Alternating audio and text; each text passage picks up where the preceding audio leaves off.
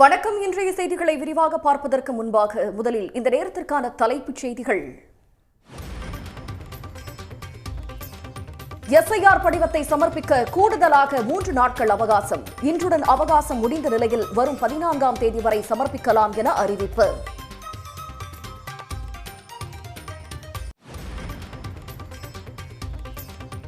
தமிழ்நாட்டில் 100% எஸ்ஐஆர் படிவங்கள் பதிவேற்றம் செய்யப்பட்டு விட்டதாக தேர்தல் ஆணையம் அறிவிப்பு. புதுச்சேரி மற்றும் மத்திய பிரதேசத்தில் விநியோகிக்கப்பட்டதை விட கூடுதல் படிவங்கள் பதிவேற்றப்பட்டதால் அதிர்ச்சி.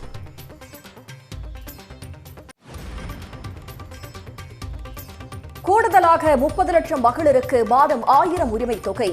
கலைஞர் மகளிர் உரிமை திட்ட விரிவாக்கத்தை நாளை முதலமைச்சர் மு க ஸ்டாலின் தொடங்கி வைக்கிறார்.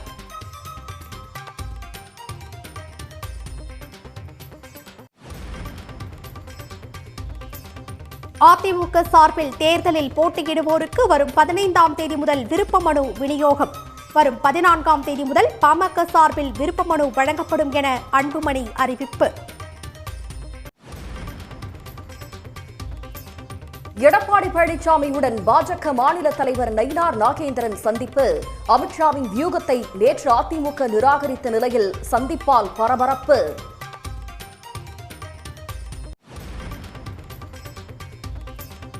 தாராபுரம் காங்கேயம் தொகுதி திமுக நிர்வாகிகளுடன் முதலமைச்சர் மு க ஸ்டாலின் சந்திப்பு.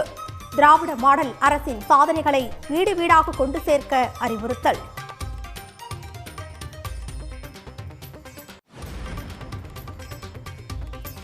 தங்கம் விலை சவரனுக்கு 160 ரூபாய் அதிகரித்து 96,400 ரூபாய்க்கு விற்பனை. வெள்ளி விலை கிராம் 209 ரூபாய் என புதிய உச்சம் தொட்டது.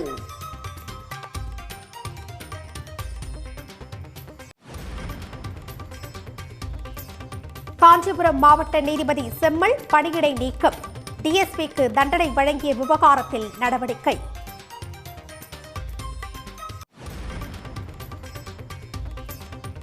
ரெஃபெக்ஸ் குழுமத்தில் நடத்தப்பட்ட வருமான வரி சோதனையில் 1000 கோடி ரூபாய்க்கு மேல் கணக்கில் வராத வருமானம். கணக்கில் வராத 70 கோடி ரூபாய் மதிப்பிருக்கும் தங்கம், வெள்ளி, ரொக்கம் பறிமுதல்.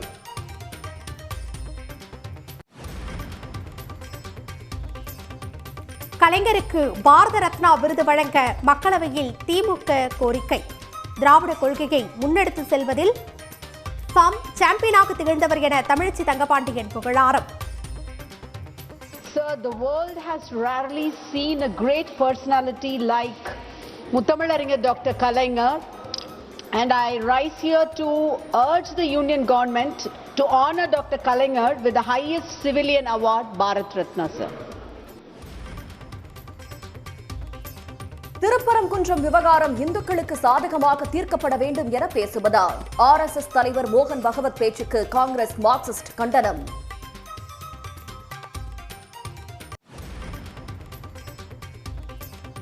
விஜயை முதலமைச்சர் வேட்பாளராக ஏற்பவர்களுடன் மட்டுமே கூட்டணி என தாவேக்க அறிவிப்பு.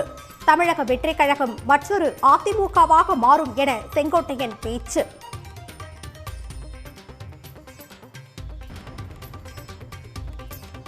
சபரிமலையில் நாள்தோறும் குவியும் லட்சக்கணக்கான பக்தர்கள். தரிசன நேரத்தை கூடுதலாக 3/4 மணி நேரம் நீட்டித்தது தேவசம் போர்டு.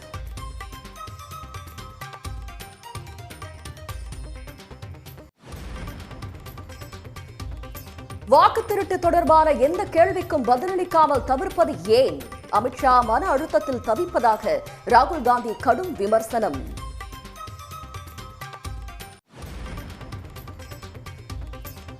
எஸ்ஐஆர் குறித்து மாநிலங்களவையில் திமுக எம்பிக்கள் காரசார வாதம். உள்துறை அமைச்சகத்தின் அதிகாரத்தை கூட எஸ்ஐஆர் அபகரிப்பதாக பேச்சு.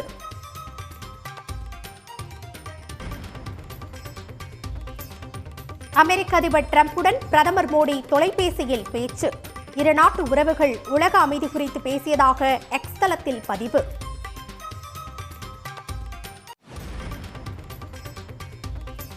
மாணவர் போராட்டத்தால் பாதிக்கப்பட்ட வங்கதேசத்தில் பிப்ரவரி 12ஆம் தேதி தேர்தல். முன்னாள் பிரதமர் ஷேக் ஹசீனா நாட்டை விட்டு வெளியேறி 4 மாதங்களுக்கு பிறகு அறிவிப்பு.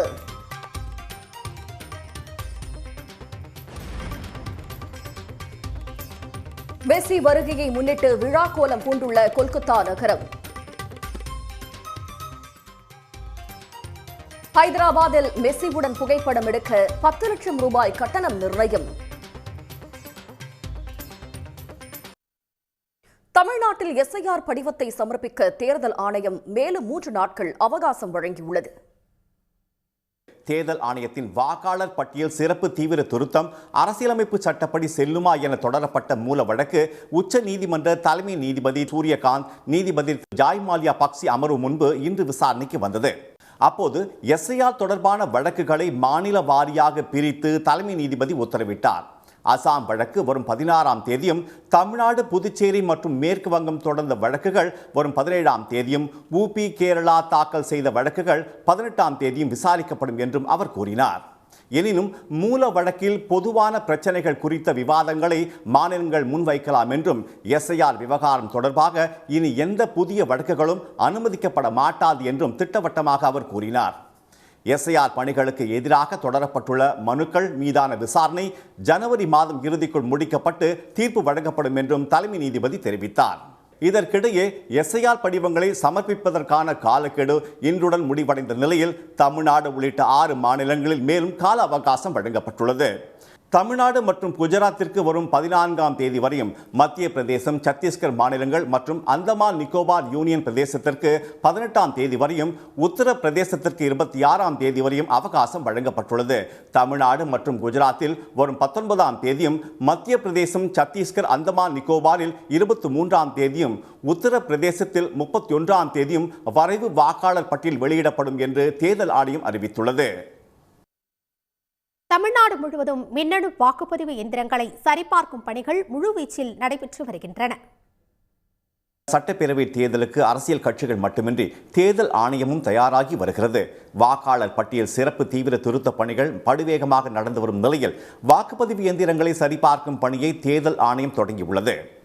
சென்னை சிந்தாதிரிப்பேட்டையில் EVM எந்திரங்கள் வைக்கப்பட்டுள்ள பாதுகாப்பு மையம் அங்கீகரிக்கப்பட்ட அரசியல் கட்சிகளின் பிரதிநிதிகள் முன்னிலையில் திறக்கப்பட்டது. அங்கு வாக்குப்பதிவு எந்திரங்கள் சரிபார்ப்பு பணிகளை மாவட்ட தேர்தல் அலுவலரும் பெருநகர சென்னை மாநகராட்சி ஆணையருமான குமரகுருபரன் ஆய்வு செய்தார். பின்னர் செய்தியாளர்களிடம் பேசிய அவர், சென்னை மாவட்டத்திற்கு உட்பட்ட 27,000 மின்னணு வாக்குப்பதிவு எந்திரங்கள், கட்டுப்பாட்டு கருவிகள், VVPAT எந்திரங்கள் ஆகியவை சோதனை செய்யப்பட்டதாகவும் தினமும் 200 முதல் 300 எந்திரங்கள் சரிபார்க்கப்பட்டு வருவதாகவும் தெரிவித்தார். இந்த கம்ப்ளீட் செக் இன்றைக்கி ஸ்டார்ட் பண்ணியிருக்கிறோம். It will go for a month. இதில் பொலிட்டிக்கல் பார்ட்டிஸ் எப்படின்னா வியூ அவங்க உள்ளே யாருமே கேமரா கொண்டு போக முடியாது. ஏன்னா எங்களுடைய கேமராஸ்மே எடுத்துருவாங்க. Mobile phones not allowed. Only Bell engineering மட்டும் ஒரு கேமரா வச்சுருப்பார். Camera phone for scanning the code. அந்த முடிஞ்ச உடனே இது ஓகேன்னு ஒரு ஸ்கேன் பண்ணுறதுக்கும் நாட் ஓகே ஸ்கேன் பண்ணுறதுக்கும் ஒரு ஃபோன் அலவுடு. நாமக்கல்லில் EVM பாதுகாப்பு கிடங்கில் நடந்த மின்னணு வாக்குப்பதிவு எந்திரங்கள் சரிபார்க்கும் பணியை அம்மாவட்ட ஆட்சியர் துர்கா மூர்த்தி பார்வையிட்டார். திருப்பூர், ஈரோடு, விழுப்புரம், திருச்சி, வேலூர், நெல்லை ஆகிய மாவட்டங்களில் வைக்கப்பட்டுள்ள EVM எந்திரங்களை பெங்களூரைச் சேர்ந்த பாரத் எலக்ட்ரானிக்ஸ் லிமிடெட் நிறுவன பொறியாளர்கள் சரிபார்த்தனர். எந்திரங்களில் பழுது உள்ளதா என பரிசோதனையில் கண்டுபிடிக்கப்பட்டு சரி செய்யப்பட்டு வருகிறது. இன்று தொடங்கிய இந்த பணிகள் அடுத்த மாதம் 24ஆம் தேதி வரை நடக்க உள்ளன. 200 தொகுதிகளில் வெல்வோம் என முதலமைச்சர் மு.க.ஸ்டாலின் கூறியதால் எடப்பாடி பழனிசாமி 210 தொகுதிகளில் வெற்றி பெறும் என்று தெரிவித்திருப்பதாக அமைச்சர் சேகர்பாபு விமர்சித்துள்ளார். 210 தொகுதி போக அதிமுக கூட்டணிக்கு மீதமிருக்கும் 24 தொகுதிகள் மட்டுமே கிடைக்கும் என அமைச்சர் ஐ. பெரியசாமி தெரிவித்துள்ளார். நிச்சயமாக 100% வெற்றி பெறுவோம். மீண்டும் அதிமுக ஆட்சி தமிழகத்திலே மலரும். இது எந்த கொம்பனாலும் தடுக்க முடியாது. மரியாதைக்குரிய சகோதரர் சி.வி. சண்முகம் குறிப்பிட்டார், நாமும் தேர்தல் வகுப்பாளை வைத்திருக்கிறோம். நம்முடைய கணக்கு நமக்கு தெரியும். அடுத்த ஆண்டு நடைபெற்ற சட்டமன்ற பொதுத் தேர்தலில் அனைத்து இந்திய அண்ணா திராவிட முன்னேற்ற கழகம் கூட்டணி 210 இடங்களிலே வெல்லும். நேற்றைய தினத்தில் பொதுக்குழுல பேசின எடப்பாடி பழனிசாமி 210 தொகுதிகளில் நாங்கள் வெற்றி பெறுவோம் அப்படின்னு சொல்லியிருக்காரு. ஏன்னா நம்ம வெல்வோம் 200 படைப்போம் வரலாறு என்று முதல்வர் சொன்னார். அதற்காக அதை விட கூடுதலாக 210 நிற்காரு. அடுத்து நாங்கள் 234 சொன்னோன்னு வச்சுக்க, இல்லாததாக அவர் சேர்த்து நான் 244 ஜெயிப்பேன்னுவார். இதுதான் அவரோட கொள்கை. ஏட்டிக்கு போட்டியாக பேசுகிறது தான் இன்றைய கள வரலாறு. மீண்டும் தமிழக முதல்வர் அறுதி பெரும்பான்மையோடு சொன்ன 200 விட அதிக இடங்களில் போட்டியிட்டு போட்டியிடுகின்ற இடங்களில் எல்லாம் எதிரிகளுக்கு தோல்வியை பரிசாக தருவார்கள். 210 தொகுதி அவங்களுக்கு இல்லையே, போட்டியிடுறதுக்கு இடம் இல்லை அவங்களுக்கு. அதிமுக போட்டியிட 210 தொகுதி எங்கே இருக்கு? பட்டியல் வெளியிட்டாங்களா? பட்டியல வெளியில்ல. அவங்க கூட்டணி கட்சின்னு சொல்கிறீங்களா? அவங்க கூட்டணி கட்சிக்கு என்னை பொறுத்தளவில் 210 தொகுதி போய் 24 தொகுதி மிச்சம் வரும். மிச்சம் 24 இருக்கு. அதுதான் அவங்க பெற முடியும். அவ்வளோதான். இனி முக்கிய நிகழ்வுகளை விறுவிறு செய்திகளாக காண்போம். உடன்பிறப்பே வா என்ற தலைப்பில் தாராபுரம், காங்கேயம் சட்டமன்ற தொகுதிகளின் திமுக நிர்வாகிகளுடன் முதலமைச்சர் மு.க.ஸ்டாலின் ஆலோசனை நடத்தினார். உடன்பிறப்பே வா என்ற தலைப்பில் சட்டமன்ற தொகுதி வாரியாக திமுக நிர்வாகிகளை சந்தித்து முதலமைச்சர் ஆலோசனை நடத்தி வருகிறார். இதுவரை 46 நாட்களில் 105 சட்டமன்ற தொகுதிகளை சேர்ந்த நிர்வாகிகளுடன் முதலமைச்சர் 1-to-1 ஆலோசனை நடத்தியுள்ளார். அண்ணா அறிவாலயத்தில் இன்று நடைபெற்ற ஆலோசனையில் தாராபுரம் மற்றும் காங்கேயம் சட்டமன்ற தொகுதிகளின் திமுக நிர்வாகிகள் கலந்து கொண்டனர். அப்போது தொகுதி நிலவரம், நிர்வாகிகளின் செயல்பாடுகள் மற்றும் சட்டமன்ற தேர்தலுக்கான பணிகள் உள்ளிட்டவை குறித்து முதலமைச்சர் மு.க.ஸ்டாலின் கேட்டறிந்தார். அதிமுக பொதுச் செயலாளர் எடப்பாடி பழனிசாமியுடன் கூட்டணி மற்றும் தொகுதி பங்கீடு குறித்து பேசவில்லை என்று பாஜக மாநில தலைவர் நயினார் நாகேந்திரன் தெரிவித்துள்ளார். அதிமுக பொதுக்குழுவில் கூட்டணி கட்சிகள் குறித்து முடிவெடுக்க பழனிசாமிக்கே அதிகாரம் என தீர்மானம் நிறைவேற்றப்பட்டது. இதன் மூலம் கூட்டணியிலிருந்து வெளியேறிய டிடிவி தினகரன், ஓ பன்னீர்செல்வம் ஆகியோரை மீண்டும் இணைக்கும் பாஜக மூத்த தலைவர் அமித்ஷாவின் வியூகத்தை அதிமுக நிராகரித்தது. இந்த பரபரப்பான சூழலில் எடப்பாடி பழனிசாமியை சென்னை கிரீன்வேஸ் சாலையில் உள்ள அவரது இல்லத்தில் நயினார் நாகேந்திரன் நேரில் சந்தித்து பேசினார். கூட்டணியோ தொகுதி பங்கியோட நாங்கள் எதுவும் பேசல. பொதுக்குழு நடந்த விவரங்களை பற்றி பேசிட்டு டெல்லிக்கு இனிமேல் நாங்கள் நாளை கழிச்சு தானே போகிறோம். அதில் ஏதாவது அடிஷனலாக கட்சி செயல்பாடு தொடர்பாக ஏதாவது பேசப்படுமா? நாங்கள் கட்சிக்கு பார்த்துருக்கிறேன். நாளை கழிச்சு டெல்லிக்கு போகிறோம். பாஜகவின் அதிமுக ஒன்றிணைப்பு முயற்சிகளை எடப்பாடி நிராகரித்த நிலையிலும் ஏற்கனவே பாஜக முன்னாள் தலைவர் அண்ணாமலை டெல்லியில் முகாமிட்டுள்ள சூழலிலும் நயினார் நாகேந்திரன் டெல்லி சென்று மூத்த தலைவர்களை சந்திக்க உள்ளதால் அரசியல் பரபரப்பு ஏற்பட்டுள்ளது. பாமக சார்பில் நாளை நடைபெறும் போராட்டம் சென்னையை குலுங்க வைக்கும் என்று அக்கட்சியின் நிறுவனர் ராமதாஸ் தெரிவித்துள்ளார். சாதிவாரி கணக்கெடுப்பு நடத்தவும் வன்னியர்களுக்கு 10.5% இடஒதுக்கீடு கோரியும் ராமதாஸ் தலைமையில் சென்னையில் நாளை ஆர்ப்பாட்டத்திற்கு அழைப்பு விடுக்கப்பட்டுள்ளது. இது தொடர்பாக ராமதாசிடம் செய்தியாளர்கள் கேள்வி எழுப்பியபோது இடஒதுக்கீட்டை முதலமைச்சர் நிச்சயம் வழங்குவார் என்ற நம்பிக்கையில்தான் அமைதி வழியில் போராட்டம் நடத்த உள்ளதாக கூறினார். நாளைக்கு போராட்டம் சென்னையை ஒரு குலுங்க வைக்கும் அதிர்வலைகளை உருவாக்கும். இது எந்த அளவுக்கு இப்போ அரசுக்கு எந்த அளவுக்கு ஒரு அழுத்தம் கொடுக்கும், முதலமைச்சர் நடவடிக்கை எடுப்பார்னு எதிர்பார்க்குறீங்க? அதுக்காக தான் நாங்கள் செய்கிறோம் அமைதி வழி போராட்டம். இல்லைன்னா சிறைக்கு போகிற மாதிரி வேறு மாதிரி போராட்டம் பண்ணுவோம். அன்புமணி ராமதாஸ் குறித்த எந்த கேள்விக்கும் ராமதாஸ் பதிலளிக்க மறுத்துவிட்டார். தமிழ்நாட்டில் வாக்காளர் பட்டியல் சிறப்பு தீவிர திருத்த கணக்கீட்டு படிவங்கள் 100% பதிவேற்றம் செய்யப்பட்டுள்ளதாக தேர்தல் ஆணையம் அறிவித்துள்ளது. 6,41,00,000 வாக்காளர்களை கொண்ட தமிழ்நாட்டில் வெறும் 815 பேருக்கு மட்டுமே SIR படிவங்கள் வழங்கப்படவில்லை என தேர்தல் ஆணையம் கூறியுள்ளது. மேலும் பெறப்பட்ட படிவங்களில் இன்னும் 551 படிவங்கள் மட்டுமே இணையதளத்தில் பதிவேற்றம் செய்யப்படாமல் உள்ளதாகவும் தெரிவித்துள்ளது. இதனிடையே புதுச்சேரியில் நடைபெறும் SIR பணிகள் குறித்த தேர்தல் ஆணையத்தின் புள்ளி விவரத்தால் குழப்பம் ஏற்பட்டுள்ளது. புதுச்சேரியில் 10,21,578 வாக்காளர்களில் 5 பேரை தவிர அனைவருக்கும் SIR படிவம் விநியோகம் செய்யப்பட்டுள்ளதாக தேர்தல் ஆணையம் கூறியுள்ளது. ஆனால் மொத்தமாக விநியோகம் செய்யப்பட்டதை விட கூடுதலாக 4 படிவங்கள் இணையத்தில் பதிவேற்றம் செய்யப்பட்டுள்ளதாக தெரிவிக்கப்பட்டுள்ளது. இதனிடையே தமிழ்நாட்டில் வாக்காளர் பட்டியல் சிறப்பு தீவிர திருத்த கணக்கீட்டு படிவத்தை சமர்ப்பிக்க தேர்தல் ஆணையம் மேலும் 3 நாட்கள், அதாவது வரும் 14ஆம் தேதி வரை அவகாசம் வழங்கியுள்ளது. நெல்லையில் கணினி சர்வரில் ஏற்பட்ட கோளாறால் SIR படிவங்களை பதிவேற்றம் செய்ய முடியாமல் BLO எனப்படும் வாக்குச்சாவடி நிலை அலுவலர்கள் சிரமமடைந்தனர்.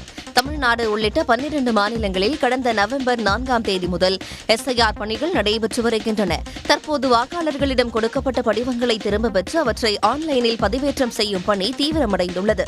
தற்போது வாக்காளர்களிடம் கொடுக்கப்பட்ட படிவங்களை திரும்ப பெற்று அவற்றை ஆன்லைனில் பதிவேற்றம் செய்யும் பணி தீவிரமடைந்துள்ளது. இந்நிலையில் நெல்லை மாவட்டத்தில் உள்ள 5 சட்டசபை தொகுதிகளிலும் பெறப்பட்ட படிவங்களை BLOக்கள் நெல்லை மாநகராட்சி கட்டுப்பாட்டில் 4 மண்டல அலுவலகங்களிலும் ஆன்லைனில் பதிவேற்றம் செய்யும் பணியில் ஈடுபட்டுள்ளனர்.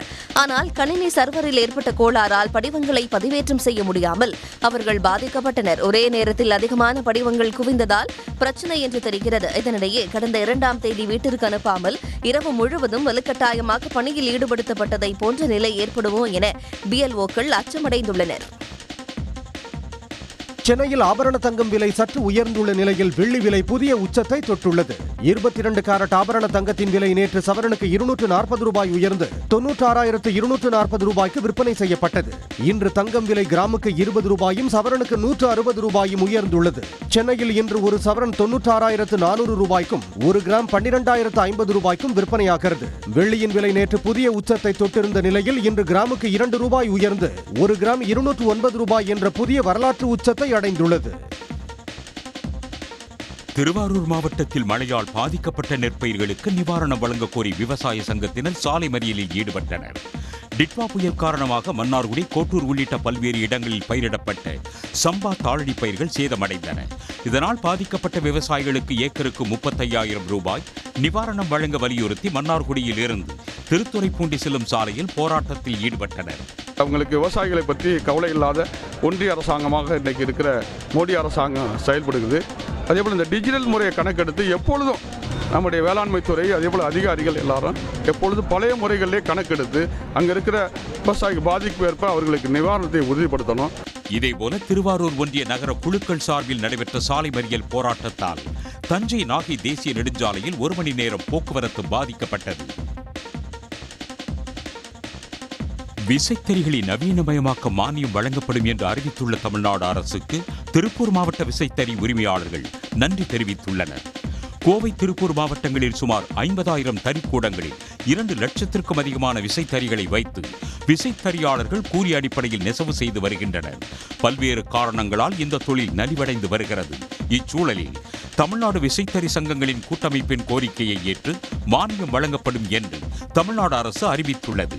விசைத்தறிகளை நாடா இல்லாத விசைத்தறிகளாக நவீனப்படுத்துவதற்கு ஆண்டுக்கு 3,000 தறிகள் என்ற கணக்கில் 30 கோடி ரூபாய் மானியத் தொகை அறிவிக்கப்பட்டுள்ளது. இப்பொழுது இந்த நவீனப்படுத்தக்கூடிய நம்மளுடைய தறிகளை வந்துவிட்டால் 14 தறிகளை ஒரு ஆளுக்கு கொடுக்கலாம் இருக்கோம். 7 to 7 ஓட்டினாங்கன்னா 1000 ரூபா சம்பளம் கொடுக்கலாம்னு ஏற்பாடு பண்ணிட்டு இருக்கோம். தொழிலாளிகள், புதிய தொழிலாளிகள் வருவதற்கு வாய்ப்பு இருக்கின்றது. புதிய தொழிலாளர்களுக்கு பயிற்சி கொடுப்பதற்கு சித்ரா அமைப்பு மூலமாக நேற்று பேசியிருக்கின்றோம். விசைத்தறிகள் நவீனப்படுத்தப்பட்டால் நெசவு செய்யும் போது குறைபாடுகள் ஏற்படாது என்றும் வேலைப்பளு குறைவதோடு தங்களின் வாழ்வாதாரமும் மேம்படும் என்பது விசைத்தறியாளர்கள் நம்பிக்கை தெரிவித்துள்ளனர். காஞ்சிபுரம் டிஎஸ்பிக்கு எதிராக கைது உத்தரவு பிறப்பித்த அம்மாவட்ட நீதிபதி செம்மலையை பணியிடை நீக்கம் செய்து சென்னை உயர்நீதிமன்ற தலைமை பதிவாளர் உத்தரவிட்டுள்ளார். வன்கொடுமை தடை சட்ட வழக்கில் நடவடிக்கை எடுக்கவில்லை என கூறி காஞ்சிபுரம் மாவட்ட டிஎஸ்பி சங்கர் கணேஷை கைது செய்ய காஞ்சிபுரம் மாவட்ட முதன்மை அமர்வு நீதிமன்ற நீதிபதி செம்மல் உத்தரவிட்டிருந்தார். இதையடுத்து செம்மலுக்கும் அவரது பாதுகாப்பு அதிகாரியாக இருந்த லோகேஸ்வரனுக்கும் இடையிலான தனிப்பட்ட பிரச்சனை காரணமாக டிஎஸ்பியை கைது செய்ய உத்தரவிட்டுள்ளதாக கூறி காவல்துறை தரப்பில் வழக்கு தொடரப்பட்டது. வழக்கை விசாரித்த சென்னை உயர்நீதிமன்ற நீதிபதி சதீஷ்குமார் டிஎஸ்பி சங்கர் கணேஷை சிறையில் அடைக்க பிறப்பித்த உத்தரவை ரத்து செய்ததுடன் செம்மலுக்கு எதிராக நடவடிக்கை எடுக்க ஏதுவாக விஜிலன்ஸ் பதிவாளரின் விசாரணை அறிக்கையை சென்னை உயர்நீதிமன்ற நிர்வாக குழு மற்றும் நீதிபதிகள் பணியிட மாற்ற குழுவுக்கு அனுப்ப உத்தரவிடப்பட்டது. இதனிடையே அரியலூர் மாவட்ட லோக் அதாலத் தலைவராக பணியிட மாற்றம் செய்யப்பட்ட செம்மல் உயர்நீதிமன்றத்தின் உத்தரவை எதிர்த்து உச்சநீதிமன்றத்தில் மேல்முறையீடு செய்தார். அம்மனு தள்ளுபடி செய்யப்பட்ட நிலையில் உயர்நீதிமன்ற ஒழுங்கு நடவடிக்கை குழு விசாரணைக்கு பிறகு நீதிபதி செம்மலை பணியிடை நீக்கம் செய்து சென்னை உயர்நீதிமன்ற தலைமை பதிவாளர் அறிவிப்பாணை வெளியிட்டுள்ளார். சஞ்சார் ஆதார் செயலி முடக்கத்தால் பிஎஸ்என்எல் வாடிக்கையாளர்கள் புதிய சிம் கார்டை ஆக்டிவேட் செய்ய முடியாத நிலைக்கு தள்ளப்பட்டுள்ளனர்.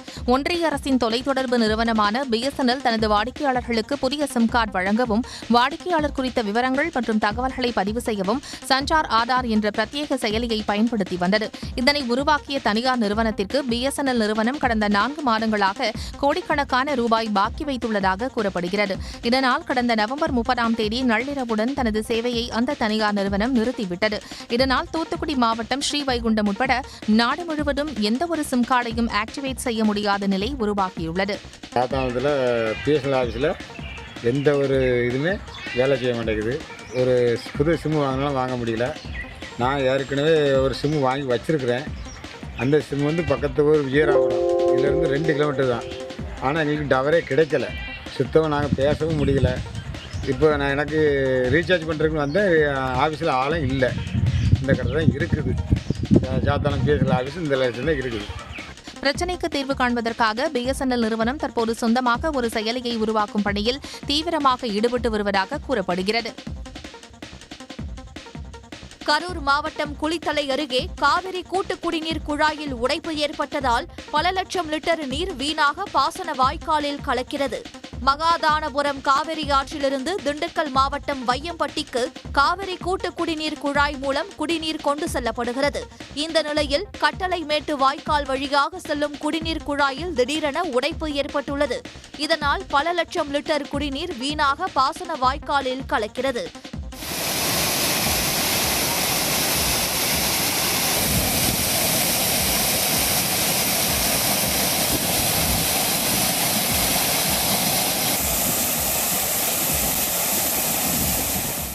இதுகுறித்து சம்பந்தப்பட்ட துறை அதிகாரிகளை உடனே நடவடிக்கை எடுக்க வேண்டும் என்று அப்பகுதி பொதுமக்கள் கோரிக்கை விடுத்துள்ளனர். திண்டுக்கல் மாவட்டம் வத்தலக்குண்டு அருகே உள்ள மருதா நதி அணை முழு கொள்ளளவை எட்டியுள்ளதால் விவசாயிகள் மகிழ்ச்சியடைந்துள்ளனர். கடந்த சில நாட்களாக பெய்த மழையின் காரணமாக ஐயம்பாளையத்தில் உள்ள மருதா நதி அணையின் நீர்மட்டம் கிடுகிடுவென உயர்ந்துள்ளது. இதனால் 74 அடி கொள்ளளவு கொண்ட அணையின் நீர்மட்டம் தற்போது 72 அடியை எட்டியுள்ளது. மேலும் வினாடிக்கு 42 கன அடி தண்ணீர் வந்து கொண்டிருப்பதால் அணையின் பாதுகாப்பு கருதி அதே அளவு உபரி நீர் வெளியேற்றப்பட்டு வருகிறது. மருதா நதி அணையிலிருந்து திறந்துவிடப்பட்டுள்ள தண்ணீரால் 7000 ஏக்கர் விளை நிலங்கள் பாசன வசதி பெறுவதால் விவசாயிகள் மகிழ்ச்சியடைந்துள்ளனர். விழுப்புரம் மாவட்டம் செஞ்சி அருகே ஓட்டுநரின் கட்டுப்பாட்டை இழந்த கார் சாலையோரம் உள்ள ஏரியில் கவிழ்ந்து விபத்திற்குள்ளானதால் பெரும் பரபரப்பு ஏற்பட்டது. சொக்கநந்தல் கிராமத்தை சேர்ந்த ஊராட்சி மன்ற தலைவர் மணிமாறன் தனது காரில் செஞ்சியிலிருந்து திருவண்ணாமலை நோக்கி சென்று கொண்டிருந்தார். கார் செம்மேடு அருகே சென்று கொண்டிருந்த போது திடீரென குறுக்கே இருசக்கர வாகனம் வந்துள்ளது. இதையடுத்து ஓட்டுநர் இருசக்கர வாகனம் மீது மோதாமல் இருக்க காரை திருப்பி உள்ளார். இதனால் கட்டுப்பாட்டை இழந்த கார் சாலையோரம் இருந்த ஏரிக்குள் பாய்ந்து விபத்திற்குள்ளானது. இந்த விபத்தில் காரில் பயணித்த இருவரும் நல்வாய்ப்பாக உயிர் தப்பினர். சபரிமலை ஐயப்பன் கோயிலுக்கு வருகை தரும் பக்தர்களின் எண்ணிக்கை நாள்தோறும் அதிகரித்த வண்ணம் இருப்பதால் தரிசன நேரம் நீட்டிக்கப்பட்டுள்ளது. சபரிமலையில் மண்டல பூஜைக்காக நடை திறக்கப்பட்டு 25 நாட்களை கடந்த நிலையில் சாமி தரிசனம் செய்வதற்காக தற்போதும் மிக நீண்ட வரிசையில் பக்தர்கள் காத்து கிடக்கும் நிலை தொடர்கிறது. வழக்கமாக கோயில் நடை அதிகாலை 3 மணி முதல் மதியம் 1 மணி வரையிலும், மாலை 3 மணி முதல் இரவு 11 மணி வரையிலும் திறக்கப்பட்டிருக்கும். பக்தர்களின் சிரமத்திற்கு தீர்வு காணும் வகையில் கோயில் தந்திரிகள், காவல்துறை அதிகாரிகள் மற்றும் தேவசம் போர்டு அதிகாரிகள் ஆலோசனை நடத்தினர்.